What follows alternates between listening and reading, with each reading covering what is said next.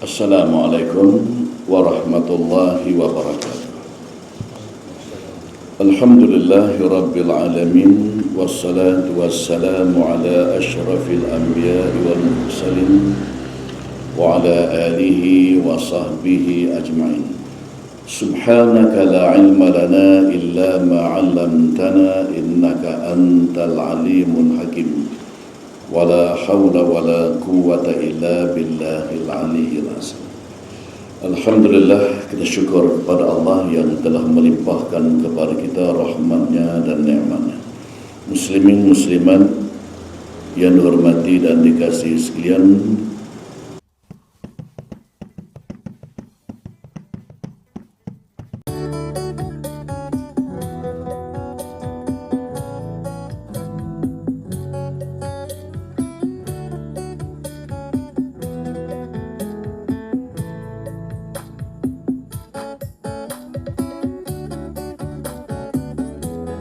kita sambung sedikit lagi sirah Nabi Allah Ibrahim AS, dan kita mengambil pengajaran daripada sirah Nabi Allah Ibrahim AS.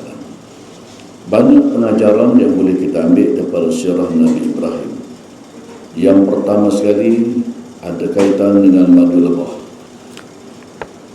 Nabi Ibrahim AS semasa diletakkan oleh ibunya dalam gua, diberi makan oleh Allah SWT itu madu.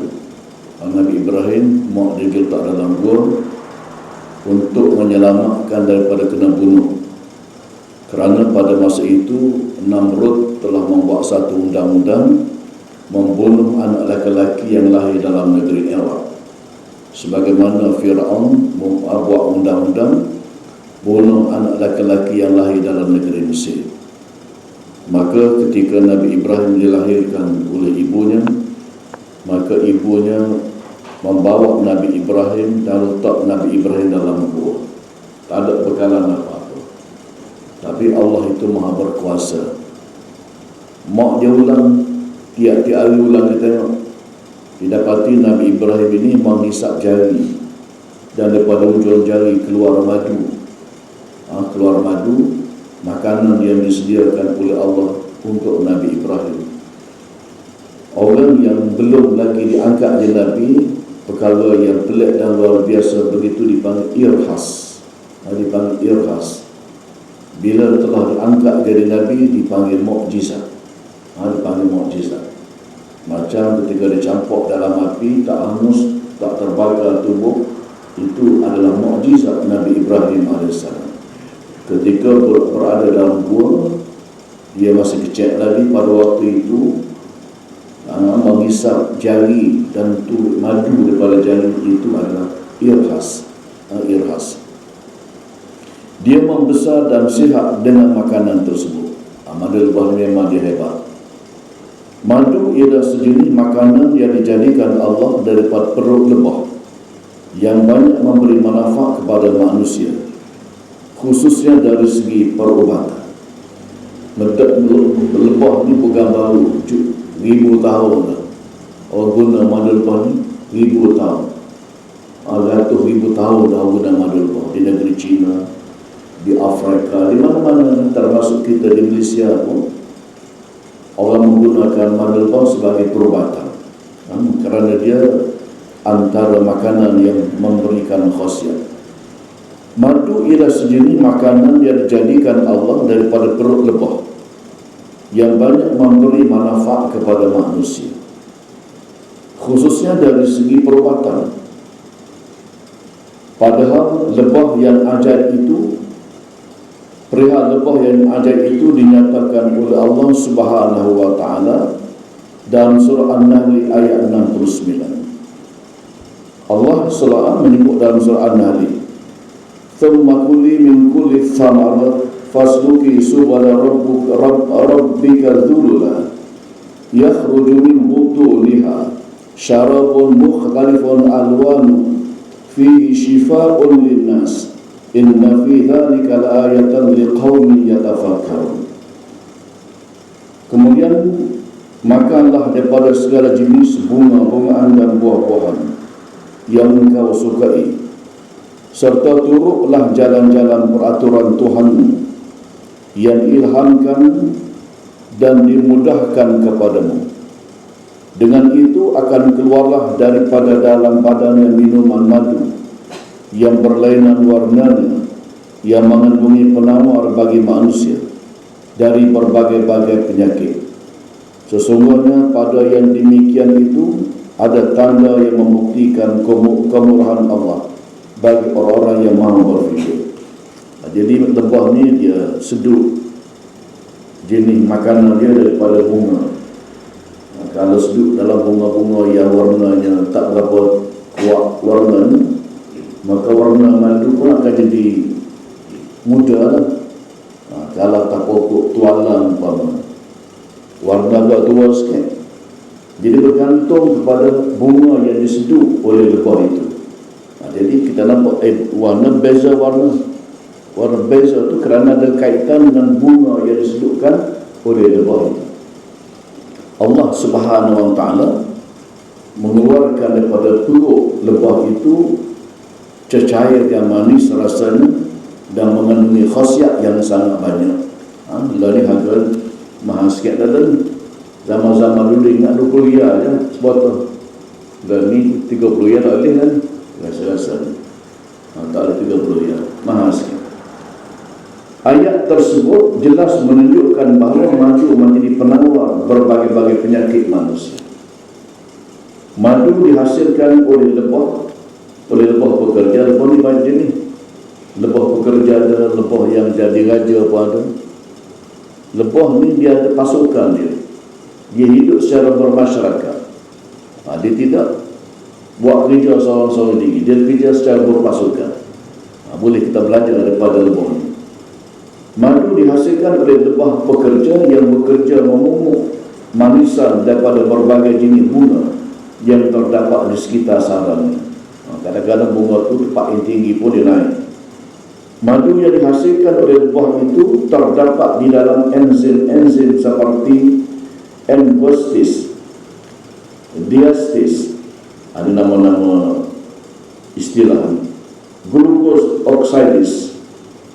Selain daripada itu terdapat juga katalis dan asid fosfat. Ini adalah bahan-bahan yang terdapat dalam madu lebah.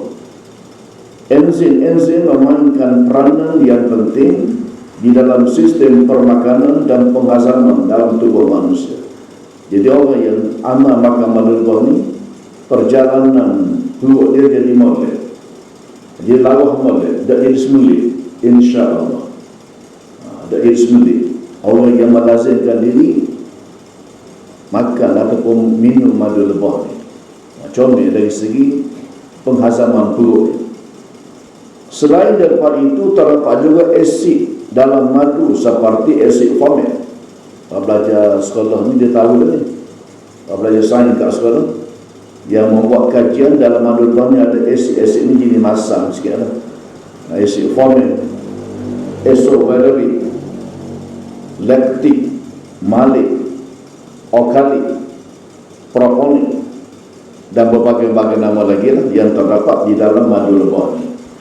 Istilah-istilah itu ialah istilah sains yang dipakai, yang dikaji oleh pengkaji-pengkaji. Banyak. Terdapat juga jenis vitamin B1, B2, kompleks, B6, vitamin C yang sangat berguna untuk tubuh badan manusia. Jadi banyak jenis vitamin terdapat dalam madu lebah dan sangat berguna untuk kesihatan manusia, untuk tubuh badan manusia. Sebab itulah orang yang mengamal madu lebah, kalau campur dengan habbatus sauda pula, madu lebah campur habbatus sauda, lagi molek untuk kesihatan mata. Kalau makan buah zaitun pun sebutir pagi, sebutir pagi, lagi comel untuk jantung. Buah zaitun ni tak ada kat kita ni, tapi ada dijual kat kita. Kalau pergi di kedai haji itu, adalah buah zaitun. Buah zaitun ada di kedai haji. Hak jeruk ada. Makan sebutir sepagi. Ataupun minyak zaitun. Minyak zaitun pun bagi orang yang minum minyak zaitun sudu pun bagus. Minyak zaitun. Kandungan yang terdapat dalam madu asli ialah jeli raja, bee pollen, propolis. Ini terdapat dalam madu asli. Sebab madu ni kadang-kadang orang nak cari untung, dia capur. Dia capur. Maka madu tu tak jadi asli lah. Walaupun kita tengok ada sarang nampak ni dengan berdi-berdi dengan sarang nampak dia jual, bawa sarang jual. Kadang-kadang tak asli juga, dia masuk juga, dia capur juga. Pernah saya balik daripada Perak, lalu ke Kemarah Highland, orang asli banyak jual madu lepah. Madu lepah buah petang, orang asli di Kemarah Highland tu botol besar dan harga pun murah. Rasa tak silap apa pun RM30 sebotol. Beli lah kita ingat. Saya tanya dia, asli ke tak ni? Asli katanya. Kata orang asli tu katanya asli. Rupa-rupanya dah asli Stabuk. Pernah satu ketika dekat Masjid Ngana Baru, banyak jual situ kalau di hari Jumaat. Berbagai-bagai jualan situ, makanan bawahnya, termasuklah harga madu lepah. Saya beli sebotol, rupa dah asli je lah. Padahal jual depan masjid dah tu. Jadi kalau madu lepah yang asli, yang ada di dalamnya jeli raja, bee pollen, propolis dan berbagai bahan khasiat yang lain, maka ianya sangat berguna untuk tubuh badan manusia. Bagus. Oleh kerana madu kaya dengan vitamin dan mineral, dia boleh meningkatkan kadar serapan kalsium dalam badan. Ini istilah-istilah untuk tubuh badan manusia ni. Meningkatkan hemoglobin dalam darah. Hemoglobin ini menyebabkan darah tu jadi merah. Hemoglobin. Kalau daun kayu klorofil jadi hijau. Orang gaji sains dia tahu lah. Jadi darah jadi merah tu kerana hemoglobin. Kalau dikaji dengan mendalam, kita akan menemui banyak lagi rahsia kelebihan madu untuk kepentingan manusia. Jadi orang buat kajian tentang madu lepah ni sangat banyaklah kelebihan dia, sangat banyak khasiat dia.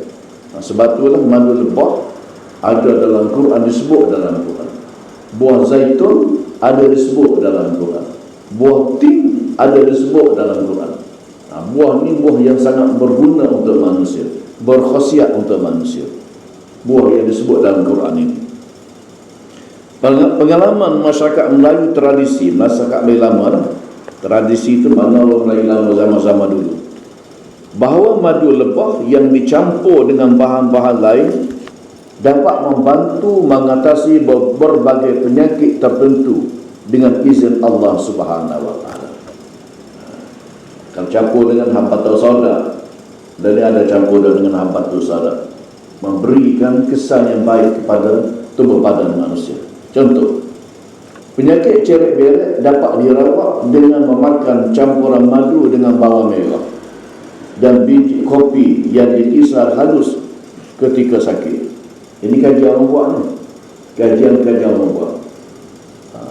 Bagi mereka yang ada cerek berak lah, kalau madu lepah ni dicampur dengan bawang merah dan biji kopi yang telah dikisar, boleh, insya-Allah boleh menyembuhkan penyakit cerek berak.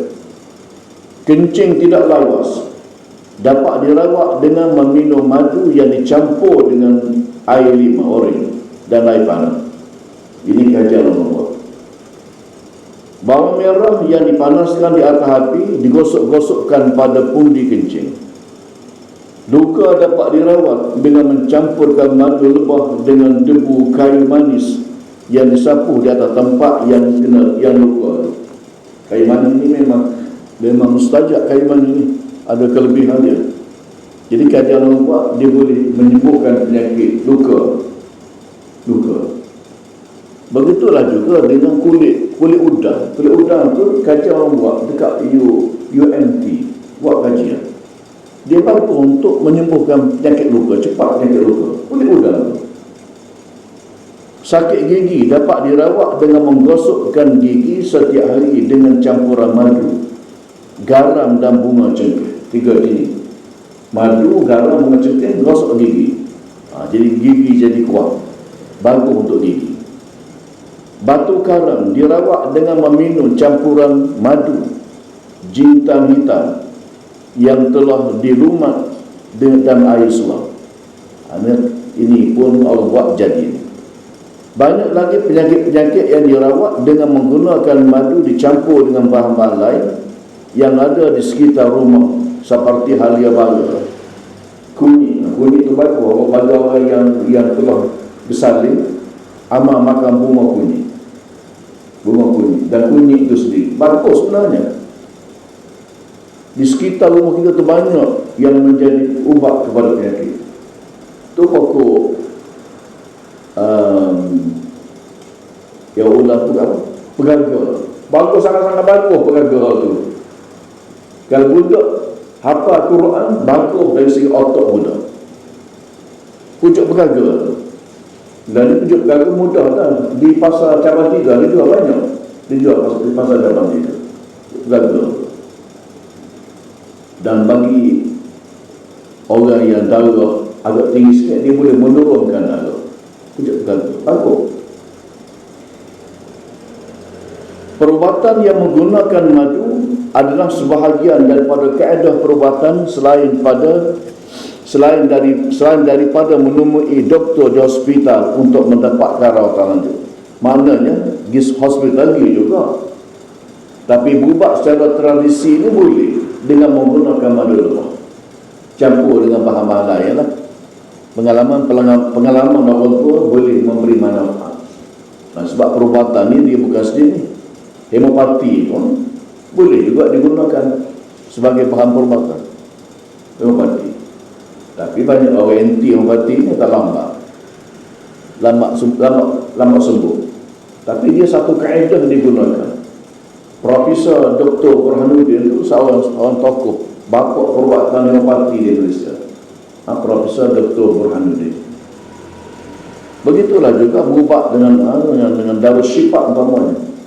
Ada penyakit yang doktor kata tak ada penyakit. Cek dengan doktor pakar pun tak ada penyakit doktor. Rupanya penyakit itu boleh dirawat dengan perawat darus syifa. Bila jin dalam tubuh, makhluk dalam tubuh, doktor tak nampak tengok jin dalam tubuh. Tapi jin ini menyebabkan manusia jadi masalah bila salam dalam tubuh manusia. Atau kena rawat dengan perawat darus syifa yang menggunakan ayat Quran. Kita jangan terikat dengan hanya satu kaedah perubatan saja. Apa saja kaedah perubatan boleh digunakan selagi tidak bercanggah dengan akidah dan syariat. Selagi tidak canggah dengan akidah, selagi tidak bercanggah dengan syariat, boleh berubah. Kalau canggah tak boleh lah. Kata kena berubah awak sikit. Tak boleh lah canggah dengan syariat. Berubah air kecing sikit ada. Tak boleh. Sebab benda najis. Benda najis tak boleh digunakan dalam perubatan. Ataupun bercanggah dengan akidah. Bertemu dengan tok-tok bomo, kain-kain, minta pertolongan dengan tok bomo. Maka tok bomo pun japi lalu. Japi dengan menggunakan khodam dia. Khodam tu jin. Dia gunakan khodam dia. Tak boleh. Ditemu tak bomo tu dosa besar dia. Tak bomo lagi tu lah. Bukan tak bomo yang baik. Tak bomo yang menggunakan khodam, menggunakan makhluk halus jin. Tak boleh. Tak boleh. Sebab dia kena menyebabkan orang jadi masalah. Bila gini tak khidmat dengan tak bomo ini, dia kena dia sihir dan berbagai-bagai lagi. Jika kaedah perubatan itu mengandungi unsur najis dan syirik, maka hendaklah ditolak. Kalau perubatan itu ada kait dengan najis, macam amalan atau lain-lain, hendak ditolak. Ataupun kait dengan syirik, kerana syirik ini merupakan dosa besar. Selalunya tutup bomo ataupun kain ini banyak unsur syirik diamalkan. Dan ini bakal tutup bomo lagi ni kuat banyak dah. Sebab orang menjadi akidah, dia orang tahu lah mana yang boleh dan mana yang tidak boleh. Jangan berubat dengan pawang ataupun bomo yang melakukan amalan syirik dalam kaedah perubatan. Untuk pawang, untuk bomo. Kalau di Kelantan zaman-zaman dulu bagih menteri, berubat dengan cara bagih atau menteri. Ataupun kalau di Perak, di Kedah dan di Perlis dipanggil Korea. Berubat dengan menggunakan begitu. Simpanlah madu di rumah sebagai sebahagian daripada keperluan keluarga untuk makan dan perubatan. Akan simpan pun dia tidak akan basi madu lebah ni. Berapa tahun pun dia boleh tahan. 2 tahun, 3 tahun, 4 tahun, 5 tahun tahan lagi. Madu lebah memang madu yang boleh disimpan, dia tahan. Dia tidak akan jadi punah, tak akan jadi rusak. Kalau anak-anak kita sedang menghafal Quran, berilah madu kepada mereka, kerana madu membantu mencerdaskan otak mereka, menguatkan dari ingatan mereka. Madu ni, madu kita beri pada anak kita yang hafal Quran, cucu kita yang hafal Quran, dan beri juga pucuk pegaga. Wah, dah sedap pucuk pegaga ni. Bukan tak sedap, tak rasa pahit apa dia. Madu sebenarnya pucuk pegaga. Beri pada budak-budak yang hafal Quran pucuk pegaga dan madu lemah. Molek sana. Pusat-pusat pengajian tahfiz yang prihatin membekalkan madu untuk pelajar-pelajarnya, seperti yang dilakukan oleh Maktafi wa Tarbiyah Darul Imam untuk Jerin Kuala Terengganu. Di sekolah saya ini madu lebah ada semua. Madu lebah yang telah dibaca ayat Quran. Selalu ini kita panggil Ustaz Ahmad tu pada ya. Ustaz Ahmad Majid. Pak Majid ni dia timbalan Ketua Darussyifat Negeri Terengganu. Satu ketua dia ialah Ustaz Zainal Abidin Hafiz, bekas timbalan mufti Negeri Terengganu. Itu ketua pengurusi kepada Darussyifat Negeri Terengganu, dan tidak ada dia uzur sangat dah. Uzur tak di mana ada dia. Timbalan dia ialah Ustaz Muhammad Abdul Majid, duduk di Padang Melayu. Kita biasa kita panggil dia ya. Lepas budak-budak pakat semayang hajat, untuk madu yang kita beli banyak madu, ribu-ribu ringgit kita beli, dan kita botolkan dia. Panggil Ustaz Majid, dia baca ayat-ayat Darussyifat tu, dan budak biasa guna untuk menghafal. Mahat ini menyediakan ribuan botol madu lebah yang telah dibacakan padanya dengan 30 juz Al-Quran. Jadi kita letak madu tengah, budak-budak pakat likur madu tu, baca 30 juz Al-Quran, pakat baca. Hal ni baca juz pertama, hal ni baca juz yang kedua, hal ni baca juz yang ketiga. Jadi sudah boleh sejam boleh tamat 30 juz. 30 juz boleh tamat dalam sejam. Kita bagi-bagi dan bagi.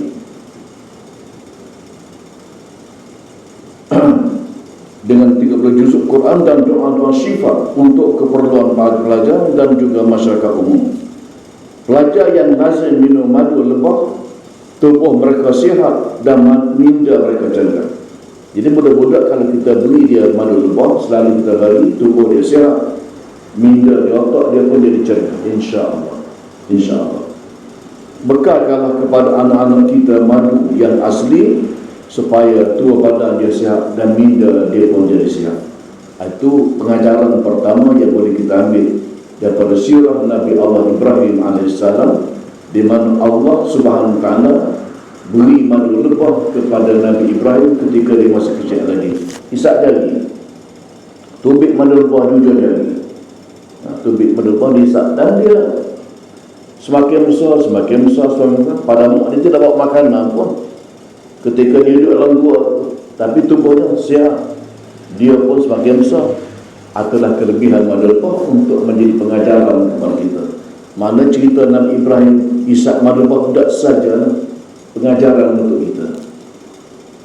Yang kedua, ujian dalam perjuangan. ujian dalam perjuangan. Nabi Ibrahim dalam perjuangan. Nabi Ibrahim dalam perjuangan untuk menyelamatkan manusia daripada syirik kepada Allah, berhadapan dengan ancaman mati. Di Babylon, di negeri Iraq pada waktu itu, penduduk negeri Iraq menyembah patung berhala. Bukan setempat patung, hampir setiap daerah ada pusat-pusat penyembahan. Kalau kita lihat di Kemaman ada, Dungung ada, Setiu ada, Besuk ada tempat-tempat. Dan yang paling terbesar dekat Babylon, ada yang di mana Babylon itu sendiri. Maka Nabi Ibrahim menyuruh kepada penduduk Babylon supaya menyembah Allah Subhanahu wa Ta'ala. Termasuk disuruh kepada Namrud. Ayah Nabi Ibrahim sendiri buat patung, buat berhala dan jual berhala. Ayah dia. Dan dia seru ayahnya supaya beriman, tapi tak beriman lah, paksa dah, tak mati tak beriman. Jadi baginda menghadapi ayahnya sendiri dan kaumnya dan undang-undang rimba yang zalim. Undang-undang rimba di mana undang-undang yang sangat zalim. Namrud telah mengubah undang-undang membunuh anak laki-laki yang lahir dalam negeri Iraq pada waktu itu. Mana-mana anak laki-laki yang lahir dibunuhnya. Tapi Nabi Ibrahim selamatlah sebab mak dia tak dalam gua.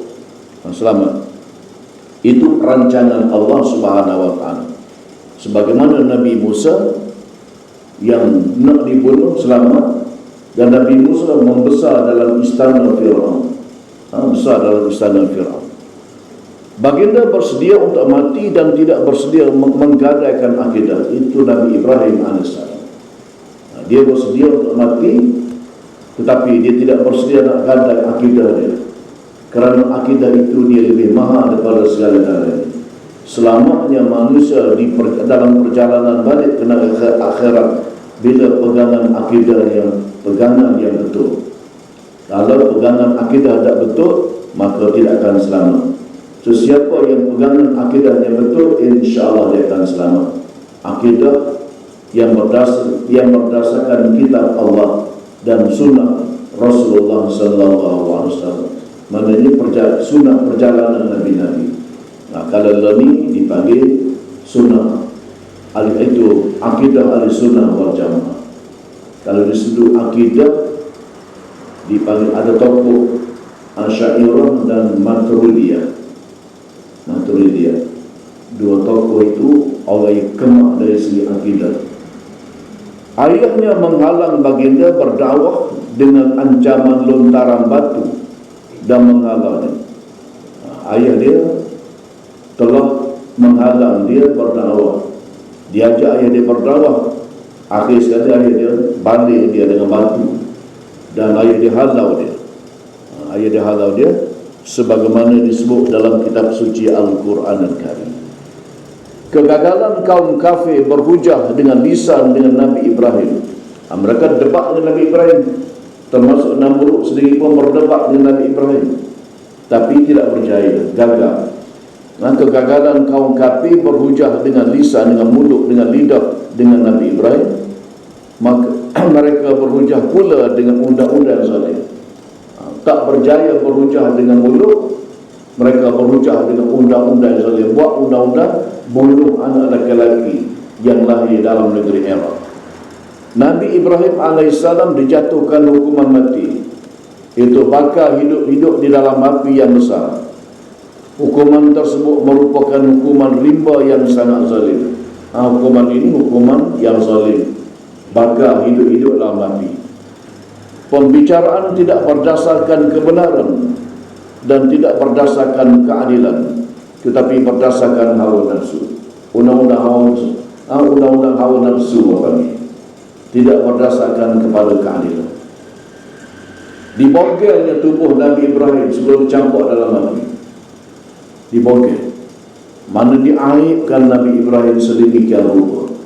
Sebab itulah di antara orang yang paling awal diberikan pakaian oleh Allah SWT ketika hari kebangkitan selain pada Rasulullah SAW ialah Nabi Ibrahim.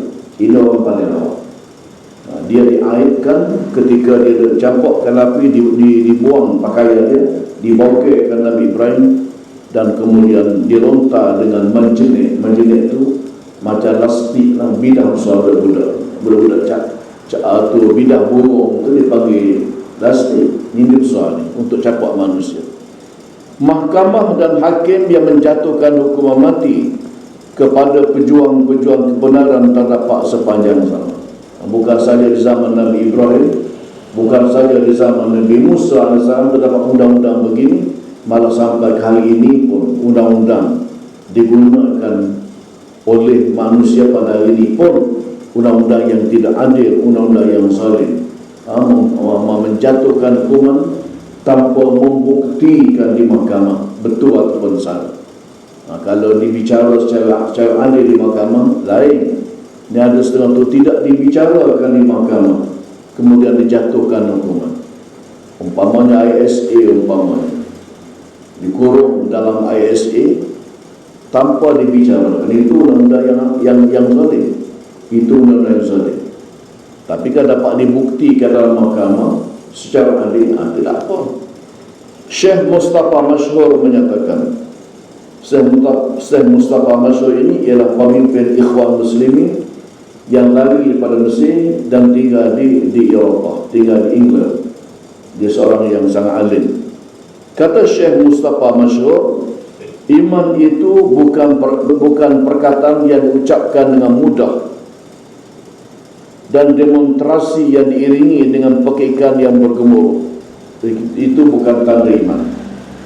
Mereka yang berjuang untuk menegakkan agama akan menempuh ujian. Orang berjuang menegakkan agama ini akan bertemu dengan ujian. Nabi-nabi, boleh katakan semua Nabi-nabi menghadapi ujian. Lagi tinggi kedudukan orang itu di sisi Allah SWT, lagi hebat ujiannya, lagi hebat ujian. Dan Nabi Muhammad merupakan orang yang paling besar menghadapi ujian. Jadi mereka yang berjuang di jalan Allah, termasuk kita lah, kalau kita berjuang di jalan Allah, kita akan diuji. Diuji dengan kadang-kadang sampai pada mati. Sampai pada mati Allah uji. Ustaz Ibrahim Libya ditembak mati di Bali Kedah beberapa tahun yang lalu.